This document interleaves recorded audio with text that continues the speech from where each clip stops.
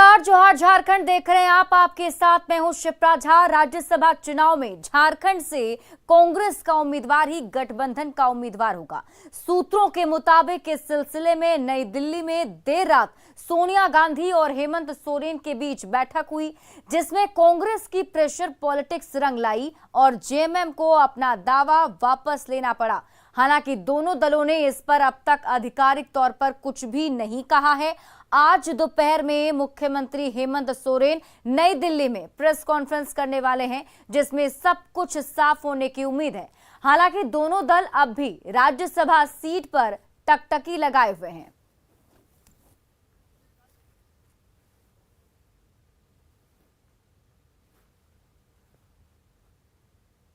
तो राज्यसभा चुनाव से जुड़ी बड़ी खबर आपको बता रहे, दिल्ली में कांग्रेस और जेएमएम की बैठक हुई। देर रात तक मुख्यमंत्री हेमंत सोरेन की मुलाकात सोनिया गांधी से हुई। झारखंड में राज्यसभा चुनाव को लेकर राजनीतिक जोड़ तोड़ तेज हो गई है। एक तरफ कांग्रेस ने दावेदारी ठोक दी है, तो जेएमएम ने सहमति बनने की उम्मीद जताई है। आज ही सूची आ जाएगी और जो बातचीत हुई है उससे हम ये कह सकते हैं कि सकारात्मक बातचीत हुई है। कांग्रेस के संदर्भ में बातचीत हुई है, कांग्रेस का उम्मीदवार होगा, हम ये कह सकते हैं। जो भी तय होगा, जो भी बातें होंगी, इसका खुलासा मुझे लगता है आज से कल तक में हो जाएगा। गठबंधन का एक सर्वमान्य उम्मीदवार होगा, ये तय हो चुका है और हम लोगों को छोड़ देना चाहिए अपने आला कमान पर। राज्यसभा चुनाव में जेएमएम और कांग्रेस के बीच फंसे सियासी पेंच में उम्मीदवार कौन होगा, इसको लेकर स्थिति जल्द साफ होने की उम्मीद है। दिल्ली में सोनिया गांधी और हेमंत सोरेन की बैठक से कांग्रेसी खेमे में उत्साह है, तो संख्या बल के बूते जेएमएम का दावा भी पुख्ता नजर आ रहा है। रांची से ज्यादा जानकारी दे रहे हैं न्यूज 18 संवाददाता संजय सिन्हा। राज्यसभा चुनाव में उम्मीदवारी को लेकर जो सियासी पेच कांग्रेस और जेएमएम के बीच फंसा है, वह अब सुलझता नजर आ रहा है। बीती रात हेमंत सोरेन ने 10 जनपद में सोनिया गांधी से मुलाकात की है और इस मुलाकात के बाद कांग्रेस के चेहरे मुस्कुराते नजर आ रहे हैं। 5 नाम जो फिलहाल सामने आ रहे हैं, उसमें सबसे बड़ा नाम प्रदेश कांग्रेस अध्यक्ष राजेश ठाकुर का है, दूसरा सुबोधकांत सहाय, तीसरा डॉक्टर अजय, चौथा फुरकान अंसारी और 5वां नाम गौरव वल्लभ का है। लेकिन इसके अलावा भी कई राष्ट्रीय चेहरे जो कांग्रेस से जुड़े हैं, उनके नाम भी कतार में शामिल हैं। लेकिन शनिवार को जो बैठक हुई थी जेएमएम की, उस बैठक में साफ कहा गया था कि जेएमएम के पास पर्याप्त आंकड़े हैं, 30 विधायक है, 27 की जरूरत है, लिहाजा जेएमएम को किसी की जरूरत नहीं है, कांग्रेस को भी समर्थन करना चाहिए। लेकिन अभी फिलहाल चेहरा साफ नहीं है कि उम्मीदवार जेएमएम का होगा या कांग्रेस का होगा, लेकिन जल्द ही इस परिस्थिति साफ हो जाएगी। संजय कुमार सिन्हा, न्यूज 18 रांची। और जरा अब एक नजर डालते हैं राज्यसभा चुनाव में जीत के गणित पर। राज्यसभा चुनाव में जीत के लिए चाहिए 27 वोट, जबकि झारखंड विधानसभा में जेएमएम के 30, बीजेपी के 26 और कांग्रेस के 17 विधायक हैं। अगर आप संख्या बल के हिसाब से देखेंगे तो जेएमएम के पास सबसे ज्यादा संख्या है, यानी जेएमएम की जीत पक्की है। तो बीजेपी को अपनी जीत के लिए 1 वोट का जुगाड़ करना पड़ेगा, जबकि कांग्रेस को जीत पक्की करने के लिए और 10 वोट चाहिए। यह तभी संभव है जब जेएमएम अपना दावा छोड़कर पीछे हट जाए। अब सब कुछ दिल्ली में चल रहे राजनीतिक जोड़ तोड़ के बाद ही साफ हो पाएगा।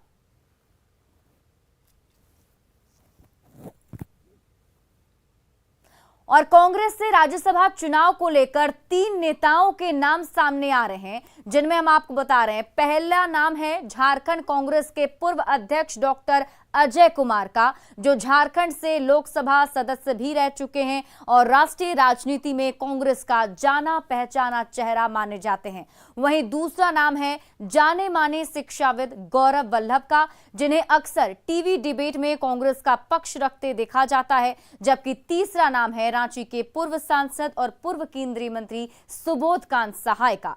पिछला लोकसभा चुनाव हारने के बाद से वो उच्च सदन में अपने लिए मौका तलाश रहे थे। उन्हें सोनिया गांधी का भी करीबी माना जाता है। तो ये 3 नाम हैं जो भी रेस में आगे चल रहे हैं।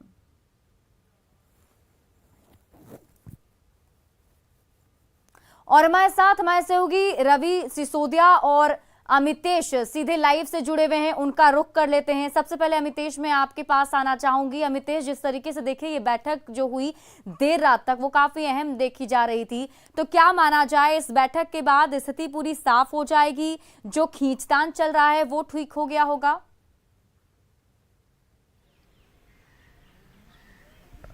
जी हाँ, बिल्कुल। मुख्यमंत्री हेमंत सोरेन जब दिल्ली पहुंचे और उनकी सोनिया गांधी से मुलाकात हुई, करीब 1.5 घंटे तक मुलाकात रही। रात 9:30 बजे से रात 11 बजे तक मुख्यमंत्री हेमंत सोरेन 10 जनपद के अंदर रहे। साथ में कांग्रेस के राष्ट्रीय संगठन महासचिव केसी वेणुगोपाल भी मौजूद रहे। तो सोनिया गांधी के साथ जो उनकी बातचीत हुई, उसके बाद ही ये लगभग तय हो गया था कि कांग्रेस के पक्ष में पूरी चीजें जा रही हैं और मुख्यमंत्री हेमंत सोरेन इस बात के लिए राजी हो रहे हैं कि कांग्रेस को सीट दे दी जाए राज्यसभा की। जैसा आपने आंकड़ों का गणित बताया, उसके हिसाब से जेएमएम का ज्यादा कंफर्टेबल है, वहां उसकी राज्यसभा की सीट वो जीत सकती है। लेकिन चूंकि गठबंधन की सरकार है और कांग्रेस लगातार इस बात को कह रही है कि पिछली बार शिबू सोरेन को राज्यसभा का उम्मीदवार बनाया गया था, कांग्रेस ने समर्थन दिया था, तो इस बार कांग्रेस के खाते में ये सीट आनी चाहिए। निश्चित रूप से कांग्रेस की तरफ से यही बात कही जा रही थी और जो सूत्र बता रहे हैं और जिस तरह का संकेत कांग्रेस के झारखंड अध्यक्ष दे रहे हैं, उससे बिल्कुल साफ है कि बात बन गई है और इस बात का ऐलान आज कर दिया जाएगा। लेकिन अब तक जो भी बातें हैं कांग्रेस की तरफ से कही जा रही हैं, जेएमएम की तरफ से इस पर कोई औपचारिक बयान या कोई अलग से बयान नहीं आया है। आज दिन में मुख्यमंत्री हेमंत सोरेन बात करेंगे और उसमें इस बात का खुलासा होगा। जब कुछ थोड़ी देर बाद हम लोगों से बात करेंगे, उसमें इस बात की जानकारी जेएमएम की तरफ से देंगे। और जो सूत्र बता रहे हैं उसके मुताबिक ऐसा लग रहा है कि कांग्रेस के खाते में राज्यसभा की सीट इस बार जा रही है झारखंड में और बात बन गई है। बिल्कुल अमितेश, आप बने रहिए हमारे साथ रवि भी जुड़े हुए हैं। रवि, आप तक क्या जानकारी मिल पा रही है, कब तक इसका औपचारिक ऐलान आज कर दिया जाएगा? और जो रेस में नाम हम बता रहे हैं, हम ये भी बता रहे हैं कि कुछ 3 लोग हैं जिनके नाम जो है अभी रेस में आगे चल रहे हैं, उनमें से किनका जो दावा है वो आपको पुख्ता नजर आ रहा है, किनकी दावेदारी पुख्ता है? बिल्कुल, देखिए कल जो बैठक हुई तो उस बैठक के बाद सूत्रों ने बताया था कि एक सहमति बन चुकी है हेमंत सोरेन और सोनिया गांधी के बीच में कि कांग्रेस को उम्मीदवार होगा। नाम कौन होंगे उनको लेकर अगर आपको देखा जाए तो डॉक्टर अजय कुमार सबसे आगे चल रहे, क्योंकि doctor Ajay Kumar Congress working committee के मेंबर भी हैं। गौरव वल्लभ की बात करें तो एक संदेश देने की कोशिश है कांग्रेस की तरफ से कि अगर आप किसी युवा को देते हैं तो एक अच्छा संदेश जाएगा। सुबोधकांत सहायक लोग कहा जा रहा है कि पूर्व केंद्रीय मंत्री हैं, अनुभवी नेता है। हालांकि सूत्र ये भी बता रहे हैं कि हो सकता है कि प्रदेश के बाहर का कोई उम्मीदवार हो, क्योंकि कांग्रेस के पास सिर्फ कुछ ही सीट है जिनको लेकर वो अपने कई लीडर्स को एडजस्ट करना चाहती है। अजय माकन नाम हो सकते हैं, गुलाम नबी आजाद नाम हो सकते हैं, क्योंकि इन लोगों को लेकर चर्चा है कि इन लोगों को भी राज्यसभा भेजा जाना है। क्योंकि कई प्रदेशों की अगर बात करें तो आज कांग्रेस की लिस्ट आने वाले उम्मीदवारों की छत्तीसगढ़ की लिस्ट आएगी, मध्य प्रदेश की आएगी, राजस्थान की आने वाली है, महाराष्ट्र की आने वाली है, कर्नाटक की आने वाली है। तो ऐसे में कांग्रेस की तरफ से माना जा रहा है कि कई बड़े चेहरे हैं जिनको वो राज्यसभा भेजना चाहती है और इसी बाबत उन्होंने बातचीत भी की है। हेमंत सोरेन से जो बातचीत हुई थी उस बैठक के दौरान भी कोशिश थी कांग्रेस की तरफ से कि जो सीट है जिसपे जेएमएम दावा कर रही है, चूंकि जेएमएम के पास नंबर भी है, उसके बावजूद ये कोशिश की जा रही थी कि उस सीट को कांग्रेस को लिया जाए और जो लीडर्स है जिनको राज्यसभा भेजने की कोशिश की जा रही है उनको वहां से भेजा जाए। हालांकि ये भी कहा जा रहा है कि प्रदेश का कोई नेता हो सकता है या फिर बाहर का, इसको लेकर अंतिम फैसला नहीं लिया गया। लेकिन सूत्र ऐसा बता रहे हैं कि अगर बाहर से कोई होगा तो उसमें गुलाम नबी आजाद या अजय माकन होंगे। प्रदेश की अगर बात करें तो 3 ऐसे नाम है जिनको लेकर चर्चा की गई थी, डॉक्टर अजय कुमार, गौरव वल्लभ और सुबोधकांत सहाय। जी बिल्कुल अमितेश, आपसे मैं ये जानना चाहूंगी कि जिस तरीके से कुछ दिनों से लगातार खींचतान चल रहा था और ये भी बताया जा रहा था कि जो बात है वो आकर के उम्मीदवारी पर अटक जा रही थी और जो जेएमएम है और कांग्रेस में बात नहीं बन पा रही थी, तो क्या ऐसा माना जाए कि जो प्रेशर डाला गया, जो एक प्रेशर पॉलिटिक्स की गई कांग्रेस की तरफ से, उसका ये रंग है?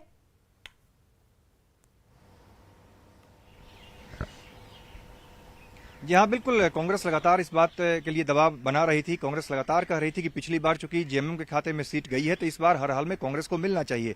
दोनों की गठबंधन की सरकार है और एक पार्टी की सरकार वहां पर नहीं है। इस तरह का संकेत कांग्रेस के जो झारखंड के प्रभारी हैं अविनाश पांडे, वो लगातार इस बात का जिक्र कर रहे थे। पिछले 1-2 महीना से देखें तो जब से अविनाश पांडे कांग्रेस के झारखंड के प्रभारी बने हैं तब से लगातार वहां पर संगठन में नई जान फूंकने की उनकी तरफ से कोशिश हो रही है। लगातार दौरा कर रहे हैं रांची का और उनकी तरफ से ये पूरी कोशिश है कि लगातार एक कोऑर्डिनेशन कमेटी बनाई जाए। जो अब तक कोऑर्डिनेशन कमेटी नहीं बनी है उसकी मांग वो कर चुके हैं। तो एक तरह से प्रेशर जरूर बनाया जा रहा था कांग्रेस की तरफ से और कांग्रेस के जितने भी झारखंड के नेता थे और प्रभारी चाहते थे कि एक बार कांग्रेस आलाकमान से यानी सोनिया गांधी से एक बार मुलाकात हेमंत सोरेन की हो जाए। जब हेमंत सोरेन की मुलाकात होगी तो निश्चित रूप से बात बन जाएगी। इस तरह की उम्मीद कांग्रेस के नेता कर रहे थे और वही हुआ। जब हेमंत सोरेन इस बात के लिए राजी हो गए, हेमंत सोरेन दिल्ली आए और उनकी मुलाकात जब सोनिया गांधी से चली, काफी लंबी बातचीत हुई तो निश्चित रूप से उसमें बात का कोई न कोई निचोड़ निकलना ही था, कोई न कोई उसका समाधान होना ही था। और निश्चित रूप से सोनिया गांधी से मुलाकात का ही असर है कि हेमंत सोरेन इस बात के लिए राजी हो गए हैं और जो सूत्र बता रहे हैं उसके मुताबिक कांग्रेस के पाले में राज्यसभा की सीट जाती हुई दिख रही है। बिल्कुल। देखिए रवि, आप जरा इसको इस तरीके से समझाने की कोशिश करेंगे। बिल्कुल बीते कुछ दिनों से अगर देखें तो झारखंड में खासतौर पर राजनीति जो है काफी ज्यादा गरमाई हुई है और सीएम हेमंत सोरेन पर भी कई सारे ऐसे जो मामले हैं, उन पर जो कुछ आरोप लगे हैं उस पर भी सुनवाई हो रही है। तो ऐसे में क्या माना जाए कि इन सब कुछ घटनाक्रम को देखने के बाद ही जेएमएम ने अपना दावा जो है वो छोड़ा है? क्या ये भी एक रीजन इसके पीछे?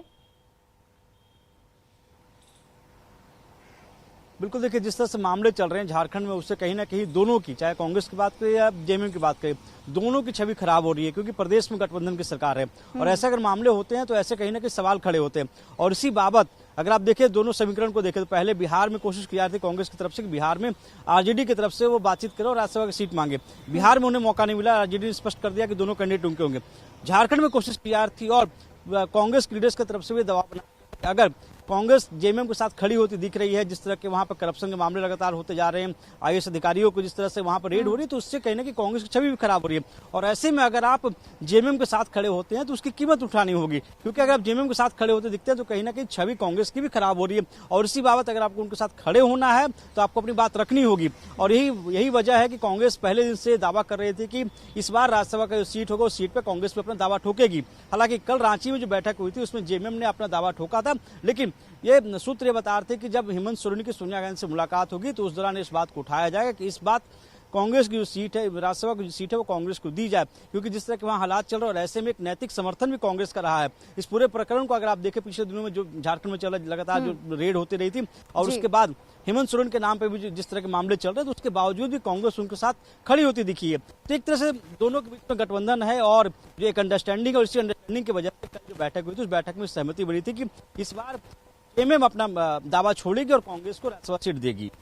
बिल्कुल अमितेश, देखिए बहुत सारे ऐसे मामले, बहुत सारे ऐसे मुद्दे कभी कभी ऐसे सामने आ जाते हैं जिसमें दोनों के बीच में वो तालमेल दिखता हुआ नहीं आ रहा था और शायद इसी वजह से जनता के बीच में एक गलत मैसेज भी जा रहा था। जिस तरीके से बीते कुछ दिनों की अगर बात करें तो जितने भी कांग्रेस के विधायक हैं वो भी आरोप लगा रहे थे कि सही तरीके से उनकी बातें नहीं सुनी जाती हैं। तो क्या ये माना जाए कि राज्यसभा चुनाव में इस तरीके से तालमेल बिठाकर एक सही मैसेज देने की कोशिश है कि जो सरकार है उनके बीच में जो गठबंधन है वो सब कुछ सही चल रहा है?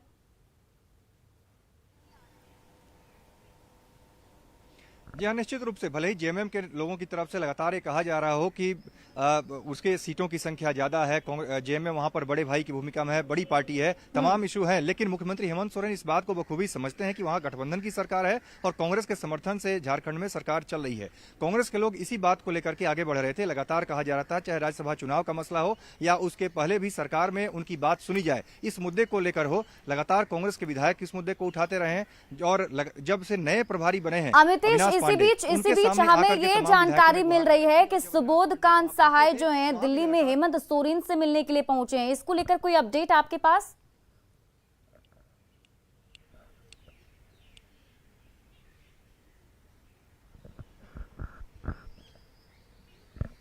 देखिए, मुख्यमंत्री हेमंत सोरेन से मिलने पहुंचे हैं, इस बारे में भी कोई जानकारी नहीं है, इस बारे में हम अभी पता करते हैं। लेकिन हाँ, निश्चित रूप से दिल्ली में सुबोध कांत सहाय हैं मौजूद, लगातार वो भी इस बारे में लॉबिंग कर रहे हैं। सभी लोग चाहते हैं कि उन्हें सीट मिले, चाहे सुबोध कांत सहाय हों, फुरकान अंसारी हों। इससे पहले राजेश ठाकुर प्रदेश अध्यक्ष भी दिल्ली पहुंचे हुए थे। और जो बाहर के दूसरे लोग हैं, चाहे अजय माकन या गुलाम नबी आजाद, उनकी भी बात चल रही है। तो जो बाहर का अगर कोई व्यक्ति होगा या झारखंड का होगा, इसको लेकर के जरूर चर्चा है। जब राज्यसभा की सीट जो है कांग्रेस के पाले में चली गई है उसके बाद बिल्कुल, मतलब हर कोई जो है अपनी अपनी दावेदारी जो है उसको सुनिश्चित करने के लिए मुलाकात कर रहे हैं और अपने हिसाब से जो कुछ हो रहा है वो करने की कोशिश कर पा रहे हैं। बहुत बहुत शुक्रिया तमाम जानकारी के लिए अमितेश और रवि आपका, जो आपने ये जानकारी हमारे साथ साझा की। बढ़ते आगे, झारखंड की सत्ताधारी पार्टी जेएमएम एक बार फिर सरना कोड का मुद्दा गरमाने जारी है, तो जवाब में बीजेपी ने पलटवार कर दिया है।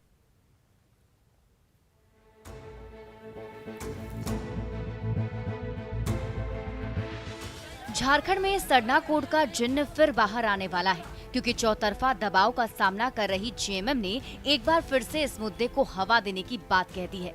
रांची के सीएम हाउस में जब जेएमएम की बैठक हुई तो उसमें भी पार्टी नेताओं ने आदिवासियों के हक की आवाज बुलंद करने के लिए सरना धर्म कोड का मुद्दा जोर शोर से उठाने की बात कही।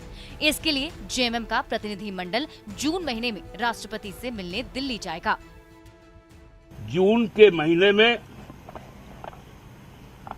पार्टी का एक प्रतिनिधिमंडल जिसमें विधायकगण और पार्टी के वरिष्ठ नेतागण हम लोग राष्ट्रपति भवन जाएंगे ताकि जो आने वाला पार्लियामेंट का सत्र है उसमें जो सेंसस होने वाली है जनसंख्या की, उसमें पार्लियामेंट में इसको लॉ के रूप में पारित करवा पाए।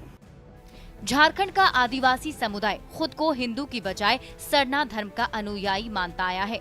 अलग सरना कोड की मांग के पीछे ये सबसे बड़ी वजह है। दूसरी कारण है आदिवासियों की घटती संख्या। 1931 में आदिवासियों की संख्या कुल आबादी का 38.3% थी, जो साल 2011 की जनगणना में घटकर 26.02% हो गई। जाहिर है आदिवासियों का अलग धर्म कोड नहीं होना भी इसका बहुत बड़ा कारण है। इसलिए अक्सर चुनाव के समय हर दल ये मुद्दा जोर शोर से उठाते हैं, लेकिन ये मांग आज तक पूरी नहीं हुई। अब जबकि जेएमएम ने एक बार फिर सरना धर्म का चिन्ह बाहर निकालने के लिए कमर कसी तो बीजेपी ने जवाबी पलटवार कर दिया। देखिए, झारखंड में क्या हो रहा है ये हमें बताने की आवश्यकता नहीं है, पूरा दिख रहा है। इस समय मैं समझता हूं कि इस विषय पर सरकार को ज्यादा चिंता करना चाहिए और जेएमएम के लोगों को चिंता करना चाहिए। सरना कोड की सालों पुरानी मांग कब हकीकत बनेगी ये तो कोई नहीं जानता, लेकिन जेएमएम और बीजेपी की ताजा खींचतान ने एक बार फिर सरना कोड का मुद्दा जरूर गरमा दिया है। रांची से अविनाश कुमार के साथ निरंजन कुमार की रिपोर्ट। और अगली खबर आपको रांची से बता रहे हैं, जहां शहीद का पार्थिव शरीर लाया गया है। लद्दाख में शहीद हुए थे संदीप पाल, जिनका पार्थिव शरीर रांची लाया गया है और अब यहां से हजारीबाग भेजा जा रहा है। सड़क हादसे में शहीद हो गए थे संदीप पाल।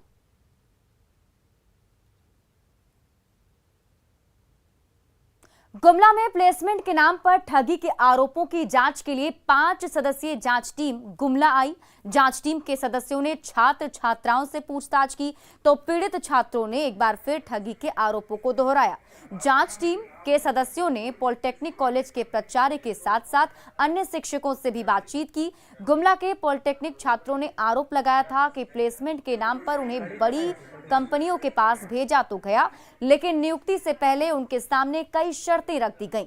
जांच टीम ने इस पर कार्रवाई करने की बात कही है और इसका पूरी तरह से हम लोग छानबीन करेंगे। हमारा एक टीम हो सके तो गुजरात के लिए प्रस्थान करेगी और वहाँ के इस कंपनियों को छानबीन करेगी, इनका अस्तित्व है भी या नहीं है। दूसरी चीज़ की, जब हमारा दस्तावेज क्लियर होगा तो यहाँ के हम मुख्यमंत्री साहब को हम लोग जरूर मिलेंगे, उनको एक दस्तावेज प्रस्तुत करेंगे। लोहरदगा में रेलवे की जमीन पर नगर परिषद द्वारा मॉडल बस स्टैंड और मार्केटिंग कॉम्प्लेक्स बनवाने का सनसनीखेज मामला सामने आया। इसको लेकर रेलवे और नगर परिषद के बीच तू-तू मैं तेज हो गई। दरअसल रेलवे के डंपिंग यार्ड के पास 4000 वर्ग फीट जमीन पर पिछले 5 माह से बस स्टैंड का निर्माण चल रहा है। पूर्व विधायक रमेश उरांव ने इसकी लिखित जानकारी रांची के डीआरएम को दी, लेकिन रेलवे की नींद टूटने में 5 महीने लग गए।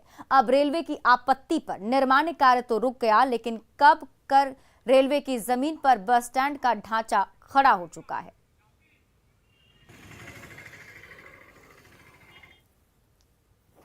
यहाँ के सरकार के वित्त मंत्री का निजी कार्यालय को बचाने के लिए वो रेलवे का जमीन को कभी कह रहा है कि मेरा जमीन है, कभी नगर पालिका जो आज किसी एक व्यक्ति को सारे जिला में ठेकेदारी देकर अपने पेट भरने का काम कर रहा है और लोहरदगा की जनता को परेशान कर रहा है।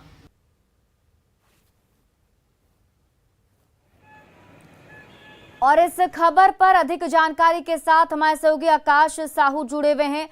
आकाश, क्या कुछ ये पूरा मामला है, जरा एक बार डिटेल में बताइए, और अब तक इस मामले के सामने आने के बाद क्या कोई संज्ञान लिया गया?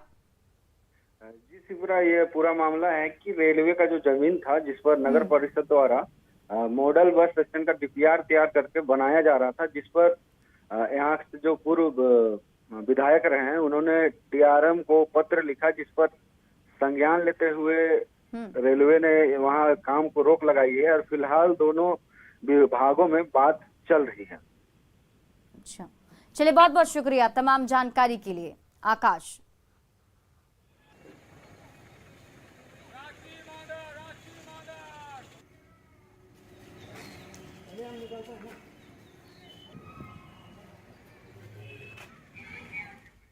और फिलहाल इस बुलेटिन में अभी के लिए बस इतना ही, लेकिन न्यूज़ 18 बिहार झारखंड पर खबरों का सिलसिला लगातार जारी है।